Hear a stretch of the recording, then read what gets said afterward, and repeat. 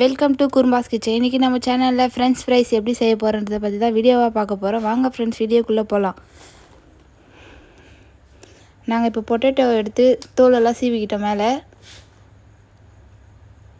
French fries இதுக்கு தோலெல்லாம் சீவிக்கிட்டு தான் செய்ய முடியும். இப்போ இந்த லாஸ்ட் கார்னரையும் அந்த லாஸ்ட் கார்னரையும் கட் பண்ணிக்கணும். நடுவில் இருக்கிற அந்த ரவுண்டையும் கட் பண்ணிட்டோம். கட் பண்ணி விட்டால் தான் நம்மளுக்கு அந்த ஸ்கொயர் ஷேப்பில் கிடைக்கும். இப்போ இந்த ஷேப்பில் கட் பண்ணி நீட்டாக ஃபிங்கர் சைஸ்க்கு கட் பண்ணிக்கணும்.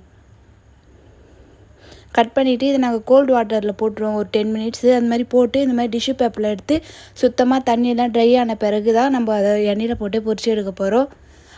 கோல்டு வாட்டரில் போடும்போது கொஞ்சமாக சால்ட்டு சேர்த்துக்குங்க. அப்போ கொஞ்சம் 10 மினிட்ஸ் ஊறினா தான் உருளைக்கிழங்கு நல்லா டேஸ்டியாக இருக்கும். அதனால் 10 மினிட்ஸ் நல்லா ஊற வச்சிட்டோம். இப்போ நம்ம வறுத்துக்கலாம். ஒரு பாத்திரத்தை வச்சு நாங்கள் இப்போ அதில் தேவையான அளவு எண்ணெய் சேர்த்துக்கிட்டோம். எண்ணெய் நல்லா சூடாகட்டும். அப்போ தான் இது ஸ்லோவாக வச்சு நாங்கள் ஃபஸ்ட்டு இப்போ ஒரு தடவை வறுத்து எடுத்துக்கணும்.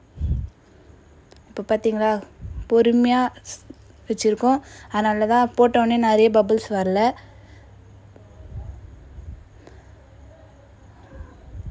முதல்ல இதை லைட் கலரில் வறுத்து எடுத்துக்கிட்டு அது ஆறின பிறகு தான் செகண்ட் டைம் போட்டு வறுத்து எடுக்க போகிறோம். அதனால் இப்போ வறுத்து எடுத்துக்கலாம் ஃபஸ்ட்டு இதை.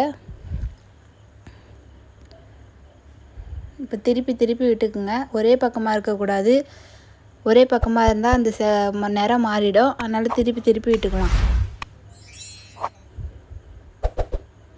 இப்போ இது போல் வந்த பிறகு பிளேட்டில் எடுத்துக்கலாம். இப்போ இது நல்லா ஆறின பிறகு தான் நம்ம செகண்ட் டைம் எண்ணெயில் போட்டு வறுக்க போகிறோம்.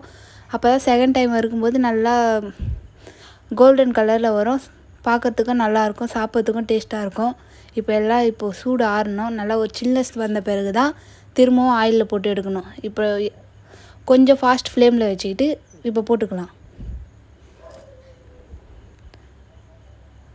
கொஞ்சம் மீடியம் ஃப்ளேமில் இருக்கணும், ரொம்ப ஃபாஸ்ட்டாகவும் வேண்டாம்.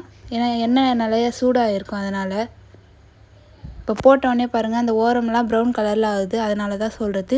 கொஞ்சம் மீடியம் ஃப்ளேம்லேயே இருக்கட்டும் கேஸு. இப்போ திருப்பி விட்டுக்கலாம்.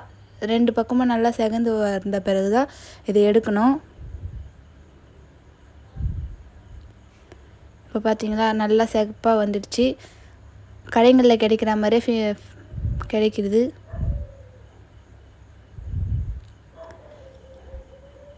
ஹோட்டல் ரெசிப்பிலே வீட்டிலே நம்ம ட்ரை பண்ணி பார்க்கலாம். எல்லாமே ஈஸியாக தான் இருக்கும். நாங்களும் வீட்டிலே ட்ரை பண்ணி பார்த்து தான் வீடியோவாக போடுறோம். வீடியோ பிடிச்சிருந்தால் லைக் பண்ணுங்கள், ஷேர் பண்ணுங்கள், சப்ஸ்கிரைப் பண்ணுங்கள். மறக்காமல் பெல் ஐக்கானை கிளிக் பண்ணுங்கள். இப்போ இது மேலே லைட்டாக சால்ட்டு, லைட்டாக கார மிளகாத்தூள் தூவி விட்டுட்டு டொமேட்டோ சாஸ் மைனஸ் வச்சு சாப்பிட்டா சூப்பராக இருக்குங்க. வீட்டில் ட்ரை பண்ணி பாருங்கள். குழந்தைங்களுக்கும் ஈவினிங் ஸ்நாக்ஸாக செஞ்சு தரலாம். செம்ம ஈஸியான ஒரு டிஷ்ஷு தான் இது. ரொம்ப கஷ்டம்லாம் கிடையாது. வீடியோ பிடிச்சிருந்தா சப்போர்ட் பண்ணுங்கள் ஃப்ரெண்ட்ஸ். கமெண்ட் பாக்ஸில் கமெண்ட் பண்ணுங்கள். வீட்டில் ட்ரை பண்ணி பார்த்துட்டு பிடிச்சிருந்தா. இங்கே பாருங்கள், நாங்கள் ஸ்மைலி போட்டு வச்சுருக்கோம். பார்க்கவும் நல்லா இருக்குது. குழந்தைங்களுக்கு செஞ்சு கொடுங்க ஃப்ரெண்ட்ஸ். பாய். அடுத்த வீடியோவில் மீட் பண்ணலாம். தேங்க்யூ.